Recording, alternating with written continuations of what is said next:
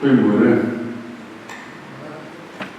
Baie welkom by die gedenkdiens van Eduard Jacobus Burger, gebore 19 November 1985, oorlede 10 April 2026. Ek besef dat vanoggend vir julle nie 'n maklike oggend is nie, en dat dit 'n moeilike tyd in julle lewens is. En daarom kom ons vanoggend om by die Here troos te vra en net om vir die Here stil te word. So ek wil julle nooi om net vir 'n oomblik net stil te word, rustig te word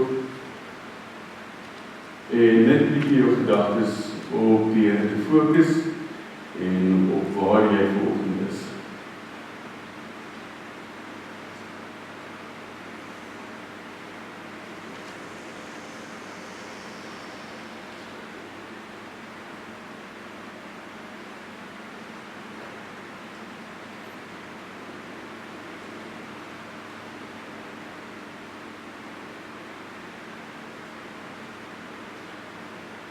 Here, ons vra vanoggend dat hierdie bittere oomblikke heilig sal wees.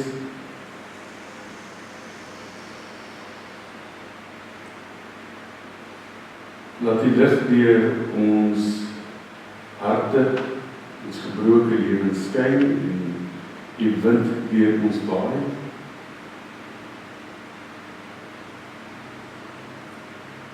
Help ons om vanoggend te verstaan dat die rus uiteindelik ook die lewe dien.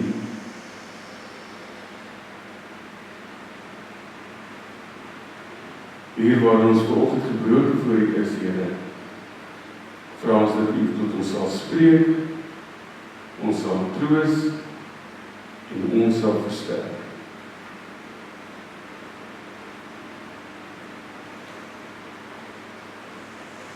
Ek groet julle vanoggend in die naam van die Vader, Hy wat alles wat ons sien en nie kan sien geskep het, die bron van alle lewe.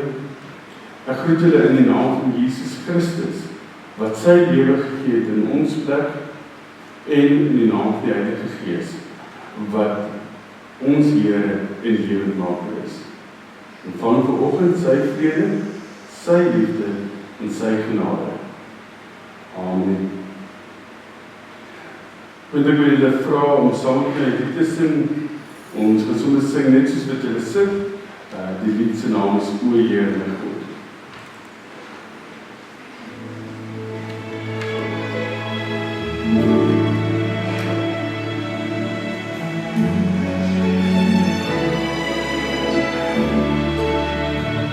O Heer my God, as ek in ewig wonder en al die werke elke dag aanskou, die son en maan, die aarde, sterre, wolke, hoe U dit elke dag so onderhou. Ek sien die veld, die bosse, berge, vlaktes, en oorvloeis, die gras is stroom en wind. Hoe Heer die sorg, vir klein, vir groot, vir alles, en die sorg dag na dag vir my kind. Dan moet ek juis my redder en my God, hoe groot is U, hoe groot is U, wanneer die hele skepping bestaan. O Heer, ek eer U grote naam.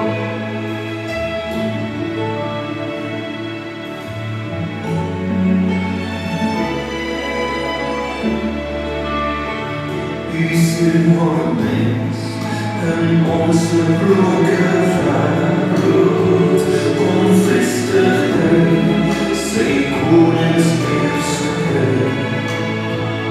Hy maak hier heel, wat sonde hier gebreek het. Hy bring weer hoop en redding ook vir my.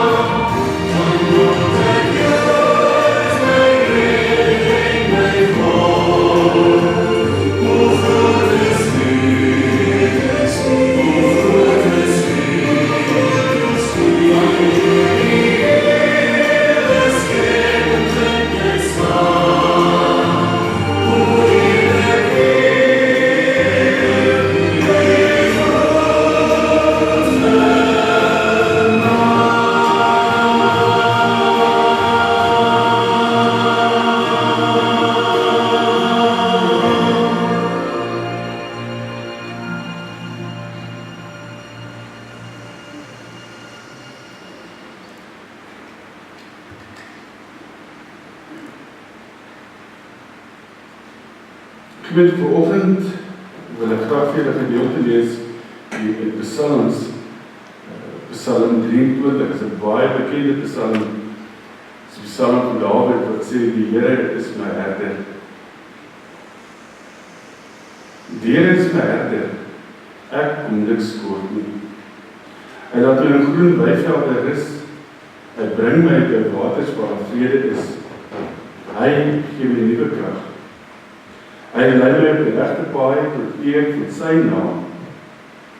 En selfs al gaan ek deur donker dieptes, sal ek nie bang wees nie, want U is by my. In U hande is ek veilig. U laat my by feesmaal aansit, terwyl my teenstanders my toekyk. U ontvang my as 'n eregas. Ek word oorlaai met hartlikheid. U goedheid en liefde sal my lewe lank by my bly. En ek wil tuis wees, ek sal tuis wees in die huis van die Here tot die lengte van dae.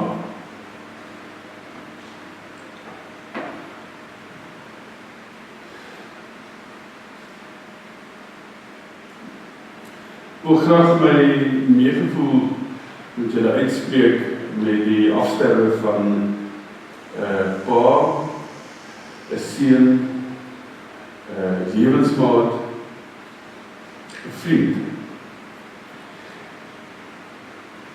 Ek het al my eie pa verloor, en ek weet, dit is 'n baie swaar ding as jy iemand so naby aan jou verloor. En ek weet dat dit los mens baie keer met baie vrae. En daarom, wanneer ons by 'n geleentheid soos vanoggend is, waar ons met dood gekonfronteer word, en dink ek, dis goed dat mense ook sommer dan oor die dood praat. Maar ek het nou maar onlangs hier in Hartswater gekom, so julle is op 'n manier, maar almal nog my vreemdelinge hier, en daar het ek mense bietjie beter leer ken. Maar ek ken nog nie julle lewensverhale, die pad wat julle gestap het, en die pad wat julle met mekaar stap, ken ek nie so goed nie. Maar julle ken mekaar, en julle is deel van mekaar se lewe. So was Johan ook deel van julle lewens.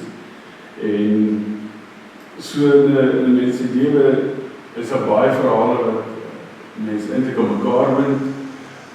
Goeie verhale, mooi verhale, swaar tye, hartseer. Dis alles deel van die lewe wat met mekaar aan mekaar gewewe word. As ek vir Johan die foto's so kyk, daar op die bord, en kyk hier so sy geboortedatum en die dag wat hy oorlede is, dan is hy jong geweest. 40 is jong. En vir myself, ek is net so 'n bietjie oor 40, dan raak ek mense 'n bietjie anders, nee. Die wete dat ons is nie onsterflik nie. En dat snaakse dinge maklik kan gebeur. In die geval van Johan met die hond wat hom gebyt het, en van daar af alles wat net amper kan sê verkeerd geloop het.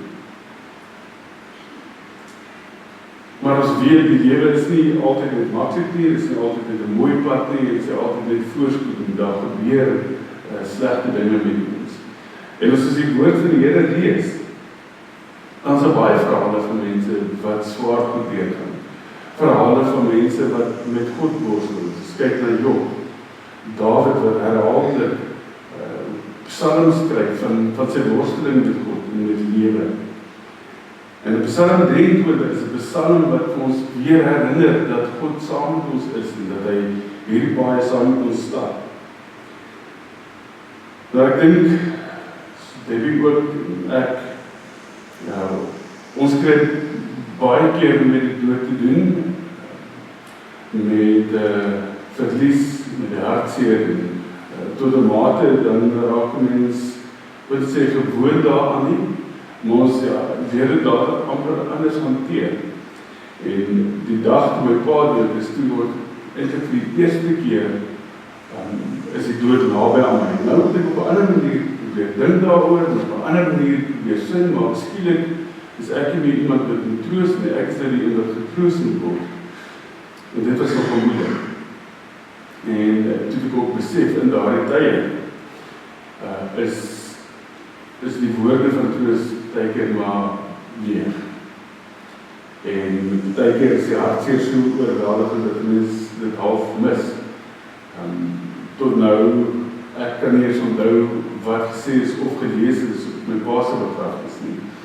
En ek weet ek kan dalk met julle ook dieselfde wees, maar daar is so baie dinge wat nou in jou hart aangaan en in jou kop aangaan en wonder oor die toekoms en klomp goede wat weer uit ons kop gaan.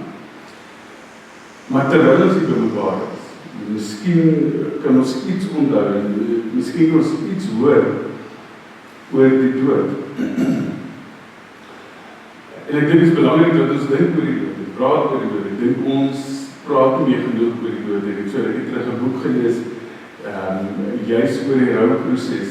En die skrywer verduidelik hoe paar jaar terug, 50 jaar, bietjie langer dalk, as 'n geliefde van ons sterf, dan is dit die familie wat die liggaam versorg en voorberei en die begrafnis moet doen. Nie iemand soos afkop wat dit namens ons hanteer nie. Dit help jy om die dood bietjie te verwerk. Maar dit raak later so dat ons praat nie eers meer oor die dood nie. Ons wil nie daaraan dink nie. Selfs wanneer iemand in die proses van sterf is, vermy ons sy onderwerp. En dan wanneer iemand sterf, al kom het op die terrein, dan is die verskriklike skok op ons systeem, op ons denken, op wie ons is. En daar wil ek die geleentheid gebruik word. Want ons moet vir onsself begin dink, vir onsself begin vra, hoe sien ons die dood? Wat gebeur wanneer ek sterf? Wat gebeur met my familie? Wat gebeur binne in my wanneer iemand naby my sterf? En hoe dink ek oor die dood en die lewe hierna? Ek het nou dag met iemand gepraat dat sommer net so toevallig, die persoon sê jy dood, daar is niks. Maar as my snaaks die laaste ruk, is dit amper meer algemeen dat jy begin mense sien op sosiale media, en elke ou met 'n foon en 'n kamera het, is nou 'n influencer. En snaaks die new age wat ook nou na vore kom, wat 'n antwoord soek op die dood. Toevallig nou eergister 'n video gesien van 'n vroukie wat verduidelik hoe die lewe op aarde 'n skool is, en jou gees sit saam met 'n of ander council en hulle praat oor wat moet jy leer, en dan kom jy aarde toe en is 'n skool en jy moet die goed leer en dan gaan jy na die dood terug en klomp ander teorieë ook. En dis alles 'n manier wat ons probeer sin maak van die dood. Probeer sin maak van die lewe dan. Nou my opinie, soos ek kyk, waar kom die dood in? Toe God die mens geskep het in Genesis, het die mens, man en vrou geskep, en het in die aande gekom, en die verhaal het ons begin skewer word, dan kom God, en hy wandel in hierdie tuin, in hierdie paradys saam met die mens, hy het 'n verhouding met hulle, hy praat met hulle kuier met hulle, met mekaar.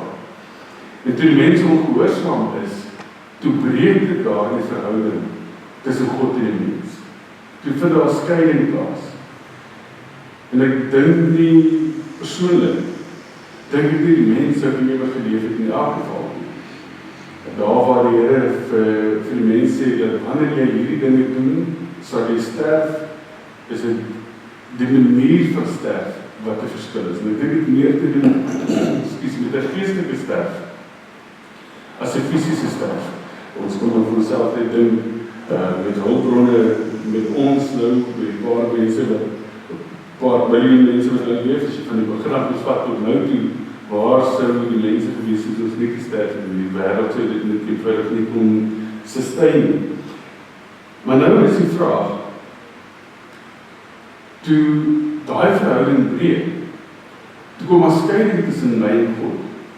Ek kan nie met God praat soos ek met jou kan praat nie.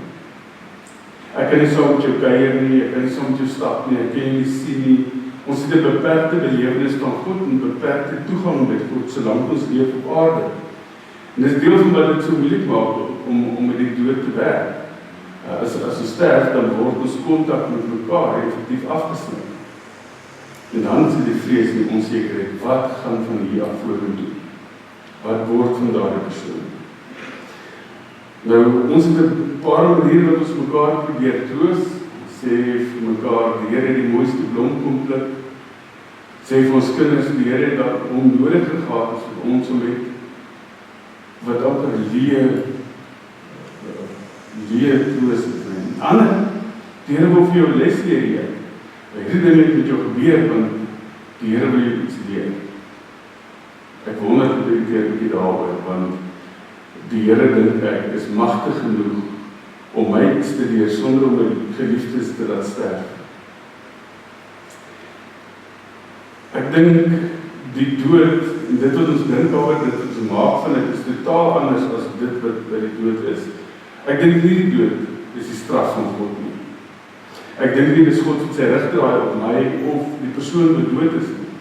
Ek dink ook nie is God wat ons iets probeer leer deur iemand na my dood te maak nie. Ek dink die dood is net deel van die lewe, deel van ons natuurlike bestaan. Partykeer gebeur goed en ons sterf. Partykeer is dit ons liggaam wat nie meer kan cope nie. Maar ek dink nie dat dit God is wat een of ander negatiewe ding het rondom dat ons wil doodmaak nie. As ek moet kyk na die woord van die Here, en ek sê iets wat my baie waardig is, Paulus wat sê die lewe hier op aarde is soos 'n koringkorrel. En as 'n koringkorrel is, ons het potensiaal waarvoor God hom geskep het wat nooit iets anders sal wees nie. Maar as daai koringkorrel in die grond sit, dan opstaan hom ontkiem hy en hy hom opstaan. Dan kom 'n koring aan. Dit waarvoor God hom geskep het. En Paulus sê hierdie lewe is so. Jou lewe nou is in die vorm van 'n koringkorrel. Maar God het jou geskep vir meer, vir iets anders, vir 'n verhouding met hom, vir diepte, vir intimiteit met hom. Wat nie moontlik is terwyl ons op die aarde is nie. Op die aarde het ons 'n beperkte verhouding met God, het ons 'n beperkte begrip, 'n beperkte verstaaning en 'n beperkte vermoë om God te kan bestaan. So hierdie lewe is 'n koringkorrel. En die oomblik wat ek sterf, is dit daai koringkorrel wat in die grond gesit word en ontkiem en word dit wat God ons geskep het om te wees. En daarom kan ons dalk 'n bietjie anders dink oor die dood. Dalk kan die dood vir ons word dat dit die vervulling is van alles wat God ons beloof in die woord. Dat dit die vervulling is van wie ons geskep is, van alles, alle potensiaal, van die toppunt van toegang tot God. Om God op 'n manier te kan beleef, te kan sien, kan hoor, kan praat met hom, wat nooit ooit moontlik sal wees op die aarde nie. En wat maak dit op 'n saak? Solank dit leef vir besittings, vir geld, vir plesier, dan het daai vir my geen waarde nie. Dan worry ek nie of gaan ek God persoonlik sien of nie. dan waar ek nie hoef dood om die einde nie. Want dit is nie vir my belangrik. Maar as ek 'n verhouding het met God, as ek 'n soek het na God, 'n honger het na God, dan begin rykdom, mag en geld, daai goed val weg. En die waarde raak dan vir my, wanneer ek my oë hier sluit, gaan ek in die teenwoordigheid van my Skepper wees. Dis waar die waarde in lê. Dat Dawid, hy skryf hierdie psalm oor 'n herder.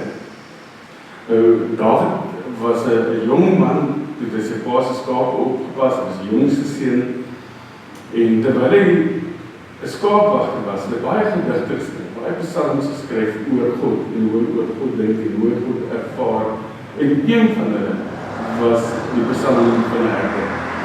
Die Here is my herder. Nou kan ek dink, as hierdie jong seun in die veld moet loop, die klomp skape, was nie 'n wêreld soos wat ons vandag ken nie. In Israel is die wêreld totaal anders as wat ons het ken. Israel is droog, klipperig. Baie van die water daardie tyd was in 'n put wat hulle moes grou. So as 'n herder met sy skape stap, moes hy hulle lei tot waar daar 'n weiveld is, en as hulle moet water drink, moet hulle vat tot by 'n plek waar hy vir hulle water kan skep en vir hulle water kan gee. Dit was nie groen valleie en walle met mooi riviere wat daar loop en die skape loop net lekker. Die herder het 'n belangrike werk gehad. En roofdiere het nie in hokke en diertuine en wildtuine gewees nie. Hulle het vry rondgeloop. En hierdie jong man, wat so met sy skape loop, moes hulle vat tot by water wat hulle kan drink, moes hulle vat tot by weiveld wat hulle kan eet, en moes hulle beskerm teen enige roofdier wat sou kom. Soos 'n gevaarlike werk is. En ek kan nou dink nogal, as dit jou werk is, en jy is hierdie jong man, dat jy kan begin voel, soos, weet wat se hoop is daar vir my? Dawid kom tot die gevolgtrekking, maar God is vir my 'n herder, soos wat hy vir hierdie skape is. God lei my, soos wat ek hierdie skape lei, so lei God my. As ek vir hierdie skape vat tot by weiveld, dis God wat my bring by 'n plek waar ek kan rus. Dis God wat vir my lewenswater gee. Nou as ons 'n bietjie verder lees, dan kom Dawid by die dal van doodskade. Net onthou, hierdie vertaling praat van donker dieptes, party praat van 'n donker kloof, ander praat van die dal van doodskade. Nou ongelukkig, ons hou van die gedagte van die dal van doodskade, daar waar met die dood gekonfronteer word. Maar die oorspronklike vertaling sê wanneer ek by donker dieptes kom, wanneer ek by die dinge kom wat vir my moeilik is, wat vir my swaar is. Die konsep, die woord, sluit in 'n dal van doodskade. Sluit in dat ek by 'n plek kom waar my lewe in gevaar is. Maar dit sluit ook in dat ek deur 'n donker tyd gaan, waar ek nie weet wat ek kan tevoren doen. Waar ek nie weet wat om te doen en hoe om op te tree. En wanneer Dawid hierdie psalm skryf, beleef hy 'n gevaar van 'n ander aard. Ons sien in Psalm 121 skryf die skrywer, sê die skrywer, ek loop deur hierdie kloof, hy sê, op na die bergtes, waar sal my hulp vandaan kom? Hy soek nie God in die hoogtes nie. Hy soek na die rowers en die roofdiere, want hulle roofdiere val gewoonlik uit die hoogte uit aan en die rowers het maar ook. So wanneer die skrywer so loop en kyk, dan soek hy vir die gevaar, en dan wonder hy, as iets nou sou gebeur, waar vandaan sal my hulp kom? Dus wanneer Dawid nou praat van wanneer hy deur die dal van doodskade gaan, dan sê die gevare uit die hoogtes uit, wanneer hy deur die kloof gaan. Dis maar in ons lewe ook, hierdie oorweldigende omstandighede waardeur ons moet uitgaan. Maar daar is iets wat ek wil hê, ons moet sien in twee dinge wat ek wil ons moet sien in die gedagte van die dal van doodskade. In die eerste plek sê Dawid, wanneer ek by die dal van doodskade weer gaan, dan ek deur die dal van doodskade weer gaan. Dawid kom nie met 'n belofte dat dit nooit met jou gaan gebeur nie. Dat jy nooit met die dood gekonfronteer sal word, dat jy nooit moeilike dinge gaan beleef. Hy sê nie, God verhoed my om deur die dal te gaan, of God verwyder die dal voor my, of God tel my oor die dal. Hy sê sê, wanneer ek deur die dal van doodskade weer gaan, wat dan? Dan is dit u stok en u staf wat my beskerm. Dus ek ken ons nou die beeld van die herders, met daar staf met die buigvoering. Daai staf was in die eerste plek om roofdiere te kan wegslap, wegdruk, wegstoot, maar het ook so hard gehad, dat as 'n lammetjie of 'n skaap of wat ook al dwaal, wegbeweeg, vassit en vasloop, dan hak hy met daai ding om die nek en bring hom terug. Die Here is daai herder wat ons beskerm, maar wat ons ook teken maar moet hak en maar moet terugbring. Dit is maar ongelukkig hoe dit is met ons in ons lewens op. Ons is ook maar teken soos 'n skaap wat so 'n bietjie begin 'n draai stap. Dan moet die Here ons maar weer terugbring. Maar as ek iets anders wat ek wil hê julle moet sien, en dis eintlik die belangrikste ding. Wanneer Dawid hierdie gedig skryf, begin hy met die Here is my herder. Hy lei my tot die waterspaddels. Hy bring my by groen weivelde. En hy praat met my en jou. Hy vertel vir ons iets van God, wie God is, wat God doen. Dan kom hy by die dal van doodskade weer. Hy sê selfs al gaan ek deur donker dieptes, of gaan ek deur die dal van doodskade weer, sal ek nie bang wees nie, sal ek geen onheil vrees nie, want U is by my. U stok en U staf ondersteun my. So sy fokus verander nou, waar hy begin deur oor God te praat, wanneer hy by hierdie goed kom, by die dal van doodskade weer kom, dan praat hy nie oor God nie. Hy draai nou na God. Want hy hierdie goed gaan besef en my op lê in God. Ek wil nou na God toe. Ek wil nou my aandag by God hê. Want hy is die enigste wat my kan help. Hy is die enigste wat my deur hierdie goed kan dra. En dan gaan hy verder. Hy sê, as ek deur hierdie dal van doodskade weer gaan, dan ontvang God my as 'n eregas en dat my aansit by 'n feesmaal. Dis interessant eintlik. Want in die Ou Testament, in die antieke wêreld, was daar nie 'n konsep van as ek sterf, dan ontvang God my by 'n feesmaal. In die antieke Israel was daar die gedagte, as ek doodgaan, dan gaan my gees na 'n plek toe wat hulle gepraat het van Abrahams boesem. Dit is 'n tipe van 'n wagplek waar geskei is van God. En eendag aan die einde van tyd, dan sal hy daar kom uithaal. Maar tot dan, as ek dood is, dan gaan ek soen. Maar Dawid, in Psalm 16 sê hy ook, in Psalm 16 sê Dawid, wanneer ek sterf, is die graf nie meer net nie, en die doderyk is nie waar ek gaan bestaan nie. Is ek meer as dit. Psalm 23 sê, God ontvang my, soos die eregas by 'n feesmaal. Waar sien ons nog? In Openbaring. Waar God uiteindelik die liggaam van Christus ontvang, soos eregaste. Hulle dat aansit by 'n feesmaal, sê Dawid, my kop is nat met die olie, my beker loop oor, ek beleef die beste wat God het om te gee. Psalm 16, wanneer Dawid sê, ek gaan nie opeindig in die graf nie, ek gaan nie in die doderyk eindig nie, gaan dit nie vir Dawid daaroor dat hy nie gaan doodgaan nie. Daar's meer.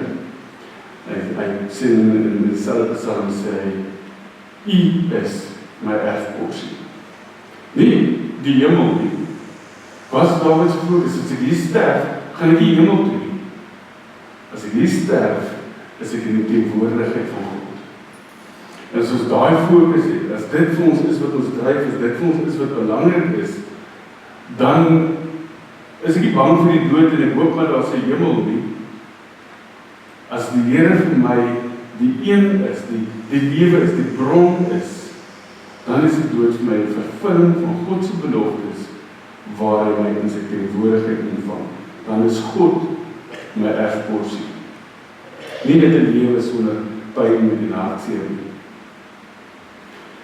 By Dawid en baie van Dawid se psalms, wanneer hy met God praat, dan praat hy nie abstrakt van 'n God wat iewers daarbo nie. Hy praat van God in die sin van Jahwe, op sy eerste naam. Jy gebruik iemand se naam wat jy al persoon ken. Dawid praat so van God, sy persoonlike naam. Hy ken God. Daarom het hy hierdie vertroue. As ons Job lees, hoe kom Job op 'n stadium en sê, ek wens daar was iemand wat tussen my en God kan staan. Iemand wat op God se vlak is, maar wat my verstaan. Iemand wat namens my voor God kan getuig.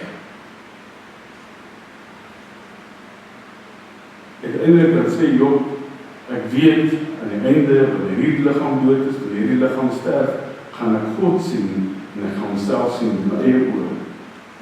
Dawid is oortuig daarvan dat die graf nie syne is nie, dat hy in God se teenwoordigheid gaan leef.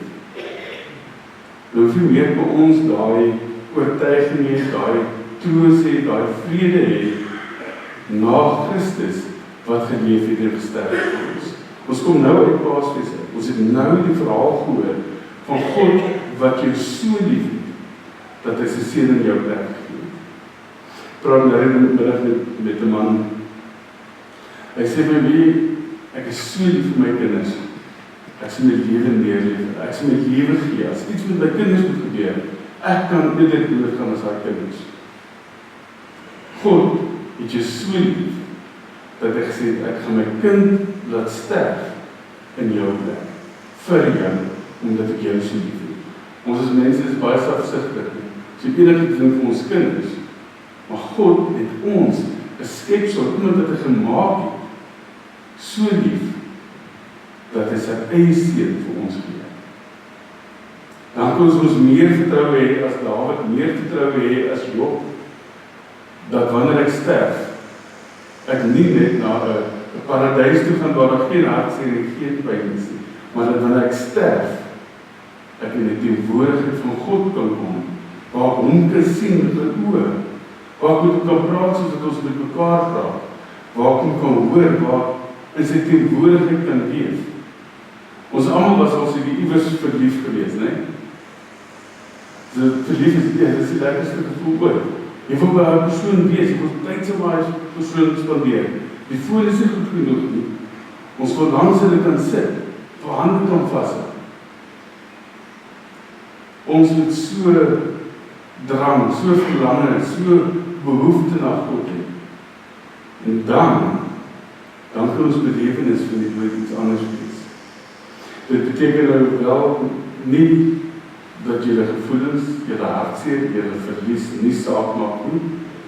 En ek sê ook nie, as iets fout met ons verhouding met die Here. Wat ek sê is, ons moet die Here soek binne in ons lewe. Met alles.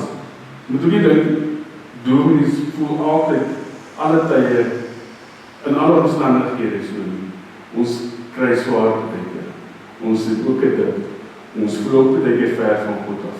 Ons is nie perfek nie, en ons verhouding met die Here is nie altyd perfek nie. Ons worstel ook, ons soek ook, ons kry ook maar baie keer swaar. Soos elke van ons. En dis elke van ons se lewensverhaal, en ons elke van ons se geloofsreis. Maar ons moet elke keer terugkom by die besef, dat God het my so lief, dat hy alles moontlik gedoen het, dat ons hom kan doen. En daarom kan ek sê, die Here is my herder. Hy lei my na waters waar ek kan rus kry. Mag julle ook in hierdie tyd wat julle nou beleef, die uitdagings, die hartseer, die verlies, mag hy vir julle rus gee en vrede gee. Mag julle ook soos 'n herder by die lewenswater bring, dat dit ook in ons borrel. Mag julle beleef dat die dal van doodskade, hierdie dal van donker dieptes waar julle nou in is, dat God julle herder is, wat saam met julle daardeur gaan. En ongelukkig moet ons daardeur gaan. Maar aan die einde, moet ons weer die goedheid van God raak sien en beleef.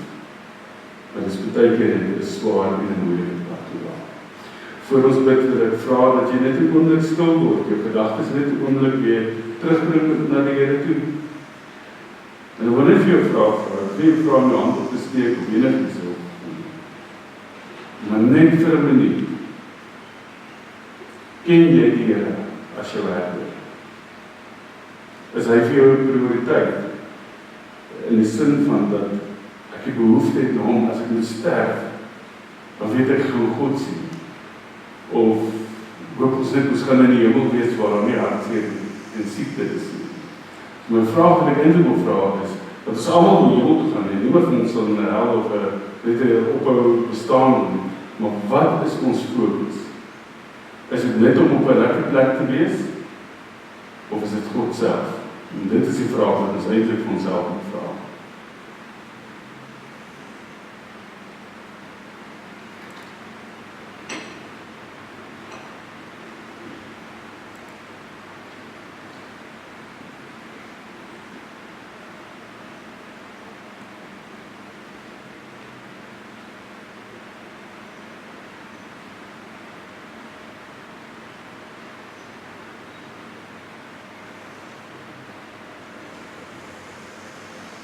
Genadige God, die waar ons vanoggend voor U sit, waar ons gekonfronteer is met die dood, met hartseer, met verlies en met leemte in ons lewens, en waar U weet, by die volgende paar weke gaan ons dalk swaarder kry, en wat dalk moeiliker wees, gaan ons dalk nog in die volgende rukkie ver van U af voel. En ek vra, Heilige Gees, U is die een wat ons nuut maak, U is die een wat ons lei in die waarheid, U is die een wat God, die Vader en die Seun aan ons openbaar, en wat dan ook bid vir elke persoon wat hier voor my sit, elkeen wat eintlik met haar eie pad van rou sal stap, en op 'n manier dit eintlik ook alleen sal stap.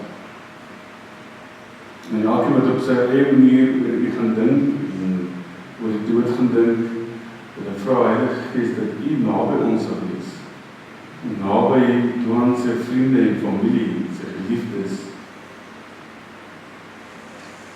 en dat ons iets hierin, wat ons nou beleef en wat ons deurgaan, dat ons iets daarvan ook, of in dit ook van U beleef.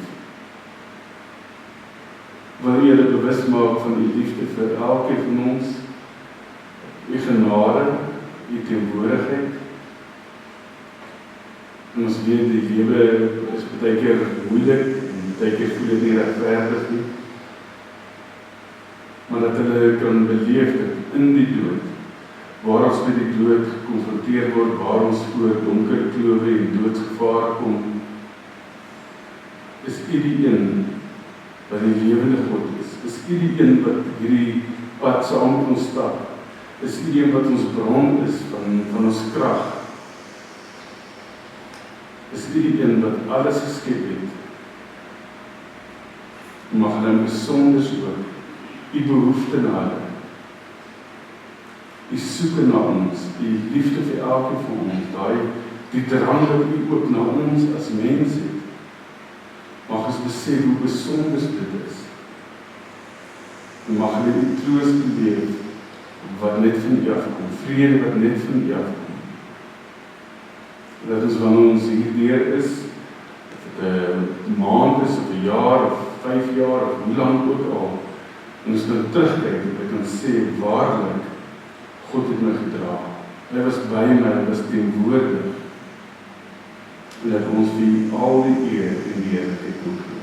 En ons sê vir U dankie, dat ons vanoggend hier kan staan en kan weet, dat U ons net gelos het, en dat die dood net lyk dit wat het is, dat wat het lyk om te wees nie. Maar dat die dood, dat daar veel meer achter is, dat ons iets van die heilige, van die oorgang na U teenwoordigheid, na U bestaan om van 'n beperkte, verwyderde verhouding met U kan oorgaan na 'n intieme verhouding waar ons U persoonlik en naby kan ken. Mag hierdie gedagte en die besef daarvan ons hele wese vorm. Alles wat ons doen, alles wat ons beplan en dink, dat dit deel is van die kern van wie ons is. Om te weet dat U is ons bron. U is ons lewe. En ons gee vir U al die eer en lof en aanbidding daarvoor. Amen. Met ek weer nooit kom staan, dat ons die lied sing nader met God by U, en daarna kan julle wees.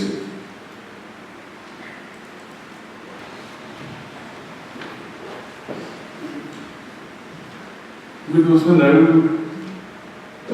slideshow wat ek kyk, 'n paar foto's met die familie, met graag met julle sal wat deel, van Roan se lewe.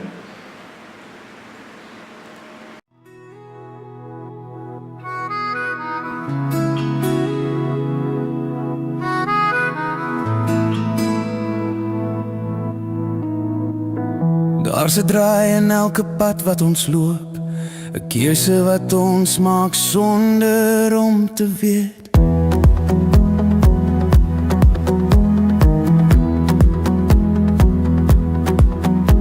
Jy staan by die hekkie van die plaas waar jy groot geword het, jou koffer in die hand, die bakkie wag, die grondpad strek voor jou uit soos 'n vraag. Maar jy weet die antwoord lê iewers anders. Dis nie maklik om te gaan nie, maar dis wat die lewe vra. Want niks aan soos jy dit beplan het nie, maar miskien is dit reg so. Elke stap wat jy gevat het, het jou hier gebring. Dis hoe dit gaan in hierdie lewe. Soms tye van vreugde, soms tye van seer. Maar kyk net waar jy nou is, elke oomblik was die moeite werd. Dis hoe dit gaan, en ek bly hy was daar.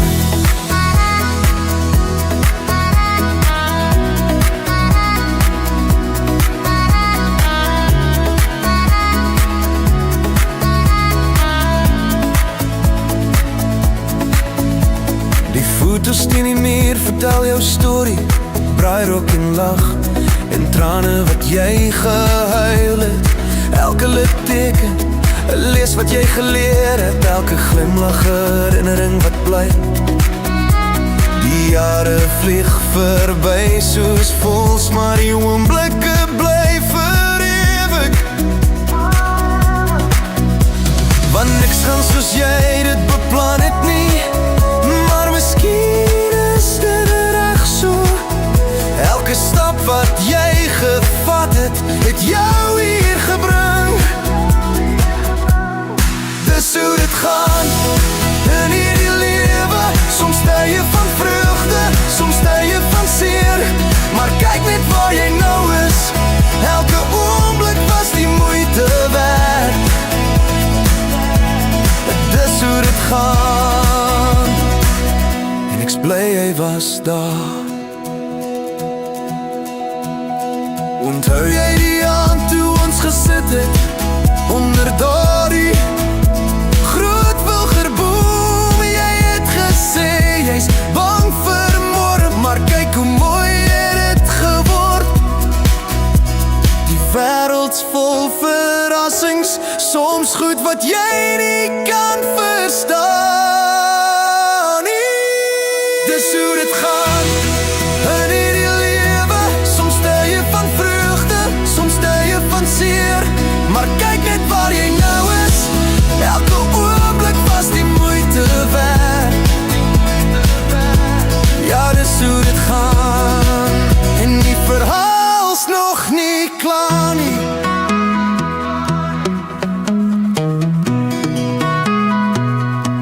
Daar's nog 'n draai wat wag in die pad, maar jy's gered daarvoor. Dis hoe dit gaan.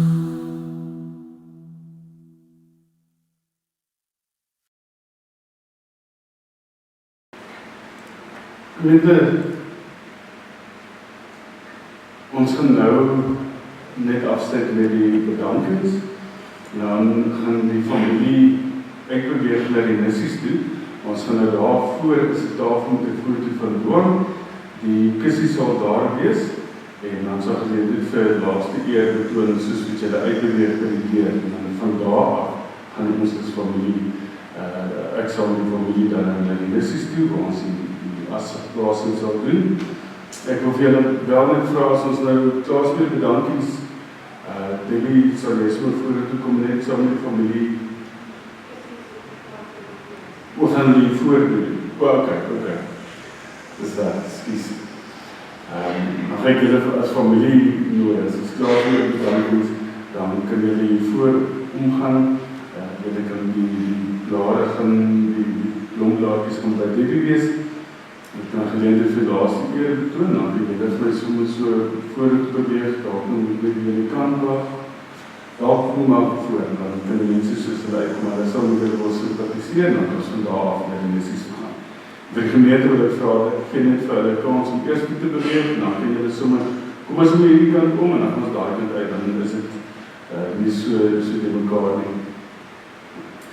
Ek van met vraag ek net vir Jane Keizer Hospitaal, vir die dokters, met personeel, daar bedank, vir afkop, Debbie, jy en jou personeellede, vir Madrij, vir die blomme, vir elkeen van julle wat hulle gebel het, vir boodskap gestuur het, dan vir elkeen wat vanoggend hier is, en dan ook vir Dwan se vriende, allemaal by die lewenspad saam met hom gestap het, en daar was vir hom, en die lewe eintlik het saam met hom geniet het. Ek kan nou dinge is 'n bietjie wat nou gespeel soos wat hulle uitbeweeg. Net kom ons staan, dan gaan ek net afsluit met 'n gebed, kort gebed, en dan gaan sy vir ons die uitstaplied begin, en dan vind julle as van die soos julle reg is, soos julle gereed is, kan julle my verby beweeg. Kom ons staan.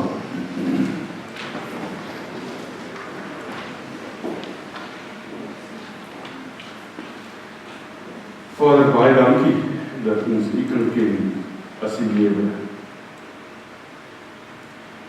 Dat ons U kan ken as 'n God van genade, God van vrede en 'n God van liefde. En wil jy asseblief U op daardie manier ook in Dwan se vriende en familie openbaar. Amen.